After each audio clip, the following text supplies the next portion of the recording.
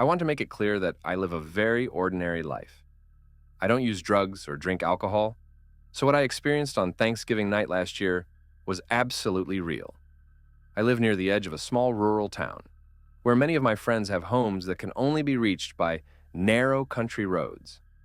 My friend Michael lives with his family in one of the nicer areas, accessible only by these remote roads. Every Thanksgiving, his family hosts a dinner where they invite all their close friends, including me. It is always a pleasant gathering, and I look forward to receiving the invitation from Michael's parents each year.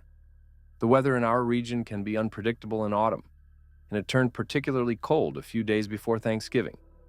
I remember how the cold air combined with the rough, poorly maintained country roads made driving to their house uncomfortable. I typically avoid using my high beams because I dislike when other drivers blind me with theirs, but the darkness of the winding, narrow road made it necessary this time. The road was bordered on both sides by thick trees, so even with high beams, it wasn't easy to see the curves ahead. There are no other houses between the main road and Michael's neighborhood, except for an old, seemingly abandoned cabin, though occasionally I noticed lights inside when passing by. Several minutes into my drive, on a straight section of the road, my headlights revealed something ahead among the trees, a white shape against the darkness. As I drove closer, I could see it was a person standing alone at the roadside. The figure remained motionless, not hiding, just standing completely still, with its back to the forest. It was a woman wearing what appeared to be a white dress, clearly not suitable for the cold weather. I kept my high beams on as a precaution, so I couldn't distinguish many details in the bright reflection off her white clothing as I drove past. I felt relieved that she didn't step into the road to make me stop, but then wondered if I should have checked if she needed assistance. Perhaps she was another guest trying to reach Michael's dinner. When I glanced in my rearview mirror, the red glow of my taillights showed the woman had turned to watch me drive away, still frozen in that same spot. The sight was disturbing, and I was glad I hadn't stopped. That was definitely not another dinner guest. I arrived at the gathering without further incident around 6 p.m., parking in the gravel area among several other cars outside Michael's house. Their home sat in a large clearing surrounded by forest, similar to the other widely spaced houses in the neighborhood. The dinner continued until late evening, after which people gradually began to leave. I stayed to help clean up, as I usually did, since I was one of Michael's closest friends. By the time I left, my car was the only one remaining in front of the house. When I started the engine, a low tire pressure warning light appeared. My car is older, so it didn't specify which tire had the problem. I wasn't too concerned at first, remembering this often happens when temperatures first drop after a warm period. I thought I could make it home safely. Before driving away, I remembered the woman I had seen earlier. Was she still out there somewhere? Had anyone else encountered her? There was another route in the opposite direction that would get me home, but it would add about 20 minutes to my journey, which I didn't want to do so late at night when there might be impaired drivers on the road. I decided to return the way I came. I deeply regret that decision. Only a few minutes after turning onto the same dark back road, I noticed something wrong with my tires.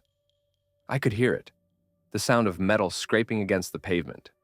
My car gradually came to a complete stop. This isn't good, I said to myself. This was much worse than low pressure. I wondered if my tire had completely detached from the wheel. Against my better judgment, I needed to exit the car to assess the damage. I turned off the engine and closed the door. The car lights automatically shut off, leaving me in the complete darkness of the surrounding forest. Using my phone flashlight, I examined each tire. My heart sank when I saw all 4 tires had been destroyed, as if torn apart by something sharp. If only one tire had been damaged, I might have blamed it on a puncture made worse by the rough road. But all 4 tires? This was intentional. I stood there helplessly. No one would be traveling on this road at this hour, even on Thanksgiving night. I would need to call a towing service or someone to pick me up. Unfortunately, there was no cell service in this remote area. Just as I was about to return to my car, the gentle breeze stopped. The bare tree branches became still, and even the wildlife fell silent. I froze. I had never experienced such complete silence before. It was as if time itself had paused. Then, I heard the disturbing sound of a twig breaking somewhere in the trees. Something was moving nearby. I immediately turned off my phone light, leaving me in total darkness. Leaves on the ground continued to rustle, as if someone was moving through the forest. Was it a small animal? A deer? No. This was the silence that occurs when prey senses a predator is near. Then I heard, "I see you." My stomach tightened. I felt like all the air had been forced from my lungs. I couldn't even scream. It was a woman's voice, soft and quiet, coming from the pitch-black forest not 5 meters away. The words were spoken without anger, which somehow made them more frightening. In that moment, I wanted to collapse to the ground. Then I heard, "Can you see me?" When the voice spoke again, my survival instinct activated, but I was disoriented in the darkness. I needed to turn my phone light back on to see which direction to run. I pointed the flashlight directly ahead of me, and standing at the edge of the forest was the woman in the white dress, her features now visible. The dress was dirty, covered in dark stains. She was extremely pale, very thin, and her tangled gray hair reached her elbows. Her face was horrifying, as if part of her jaw was missing. Yet she appeared to be attempting to smile at me. In my shocked state, I kept the flashlight pointed at her for several seconds before running as fast as I could back toward Michael's house. The old cabin I mentioned earlier was closer in the opposite direction. But what if this woman lived there? I had no time to consider this further. As I ran down the road, I heard twigs breaking and leaves rustling behind me. She was pursuing me, but I quickly outpaced her thanks to a surge of adrenaline. I reached Michael's house, ignoring the rest of the neighborhood, and knocked desperately on the door, pleading for someone to answer. His mother opened the door and quickly brought me inside, seeing how terrified I was. I explained everything to her, Michael and his father. They were understanding, offering to let me stay overnight while they contacted the police and a towing service. I gratefully accepted before even notifying my own family.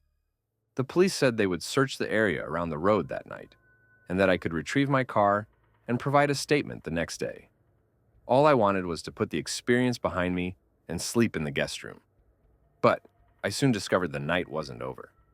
I woke to the sound of light tapping on the second-floor window. I looked at the digital clock on the nightstand. I remember the exact time, 3:14 a.m. None of the windows in the room had blinds. I was afraid to look outside until I heard the muffled voice from beyond the glass, the same voice saying, "I see you." The woman was still there. She had followed me all the way to the house and was now throwing small objects to get my attention. I refused to look out the window or leave my bed until morning. When the sun rose and Michael's family awoke, the woman was gone. I told them what had happened during the night, and we all went outside together before the police arrived. In the yard, approximately where I had heard the voice, Michael's father found a large, rusty knife that didn't belong to the family. This was presumably what the woman had used to damage my tires. This also meant she had followed my car to the dinner at the beginning of the night and specifically targeted me while everyone was inside during the gathering. Michael's parents called the other dinner guests to ask if they had noticed anything unusual the previous night. One friend mentioned seeing someone in a white dress walking around outside through the window, but thought nothing of it, assuming it was a guest arriving or departing. When I gave my statement to the police, I suggested they investigate the cabin on that road, suspecting the woman might be connected to it. They eventually searched the area and informed me they found no one living there, but discovered dead, mutilated wildlife scattered throughout the surrounding woods. The woman I saw was never found, which raises many questions. The most disturbing ones to me are how she located me so quickly after I left the dinner, and if she was missing part of her face, how was she able to speak those words so clearly? Despite what happened, I will attend Michael's Thanksgiving dinner again this year, but this time I will arrange to travel with others and take the longer route home.